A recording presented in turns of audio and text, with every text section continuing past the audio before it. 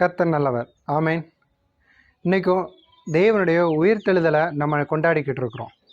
நமக்காக மரித்த தேவன் 3ஆம் நாள் உயிரோடு எழுந்திருக்கிறார் அப்படிங்கிறது வேதத்திலேருந்து நம்ம அறிந்தது தானே. மரித்த தேவன் அப்படியே மரித்து போவதில்லை. மரணம் அவரை மேற்கொள்ளலை. பாதாளத்தின் கதவுகள் அவரை கட்டி போடவில்லை. எல்லாத்தையும் வெற்றி சிறந்து ஜெய வீரனா எந்த நோக்கத்திற்காக மரித்தாரோ அந்த நோக்கம் நிறைவேறும்படியாக இன்னைக்கு உயிரோடு எழுந்திருக்கிறார். அது மாத்திரம் இல்லாமல் பிதாவின் வலது பாரிசத்தில் நமக்காக பரிந்து பேசிக்கிறவராகவும் இருக்கிறார். ஏதேன் தோட்டத்தில் ஆதாமையும் ஏவாளையும் தேவன் சிருஷ்டித்த பொழுது அவங்க நல்லா தான் தேவனுடைய ஆசீர்வாதத்தையும் நன்மையும் அனுபவிச்சாங்க. என்னைக்கு அவங்க பாவம் செஞ்சாங்களோ அன்னைக்கு அவங்க தேவனுடைய மகிமையை இழந்துட்டாங்க. அது மட்டும் இல்லாமல் ஏதேன் தோட்டத்திலேருந்து வெளியேறக்கூடிய நிலைமை வந்துருச்சு. என்ன அப்படின்னா, ஒரு இடத்துல பரிசுத்தமும் பாவமும் ஒன்று போல இருக்க முடியாது.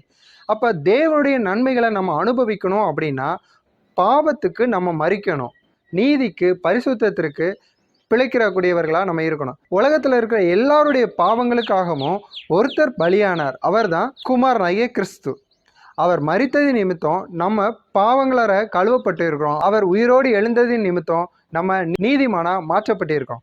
அப்போ இன்னைக்கு தேவனுடைய ஆசீர்வாதங்களும் நன்மைகளும் நமக்கு உரியதாக இருக்கிறது. நம்ம பெற்று அனுபவிக்கக்கூடியவர்களா இன்னைக்கு நம்ம மாறி இருக்கிறோம். முற்றிலும் தேவன் நம்ம மேலே வைத்திருக்கிற அளவு கடந்த அன்பு தான் காரணமாக இருக்கிறது. இன்னைக்கு தேவன் நம்மளை பார்க்கும் பொழுது பாவம் இல்லாதவராக தான் பார்க்குறார். ஏன்னா நம்முடைய பாவங்கள் எல்லாவற்றிற்காகவும் கிறிஸ்து கிருபாதார பலியாக மரித்து விட்டார், உயிரோடு எழுந்து விட்டார்.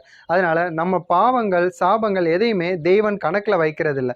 மாறா கிறிஸ்து சிந்தின அந்த வெளியேறப்பெற்ற ரத்தம் கிரயமாக கொடுக்கப்பட்டது நிமித்தம் நம்ம அவருடைய சமூகத்தில் அவருடைய பிள்ளைகளாக நீதிமான்களாக தான் இருக்கிறோம். தேவனானவரும் நம்ம அப்படி தான் பார்க்கிறாரு. இன்னைக்கு தேவன் என்னென்ன ஆசீர்வாதங்கள் நன்மைகள் வைத்திருக்கிறாங்களோ அது எல்லாவற்றையும் பெற்று அனுபவிக்கக்கூடிய அந்த முழு சுதந்திரத்தையும் கிறிஸ்துவின் மூலமாக நம்ம பெற்று இருக்கிறோம். அன்னைக்கு ஆதாமுடைய நிர்வாணத்தை மறைக்கிறதுக்காக ஏதேன் தோட்டத்தில் பலியிடப்பட்டு அவங்களுக்கு நிர்வாணத்தை மறைக்கிறதுக்கு தோளுடை ஏற்படுத்தப்பட்டுச்சுல, அதே போல தான் இன்னைக்கு நம்ம ஒவ்வொருவருடைய பாவங்களுக்காக கிறிஸ்து மரித்திருக்கிறார். அவருடைய மரணத்தினால நம்ம பாவங்கள் எல்லாமே நீக்கப்பட்டு இருக்கிறது அப்படின்னு தான் சொல்லலாம். வார்த்தை சொல்லுகிறதுல நம்முடைய பாவங்கள் எல்லாவற்றையும் கடலுக்கு ஆழத்தில் கொண்டு போய் போட்டுட்டாங்க அப்படின்னு. இன்னைக்கு நம்மளுக்கு பாவம் கிடையாது. தேவனுடைய இரத்தத்தினால பரிசுத்தவான்களா நம்ம மாற்றப்பட்டு இருக்கிறோம். கிறிஸ்து மரிக்கும் பொழுது பாவ ஸ்பாவத்துல இருந்து நம்ம மரித்தோம்.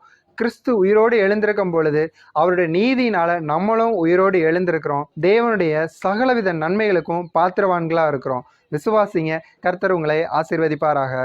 ஆமேன்.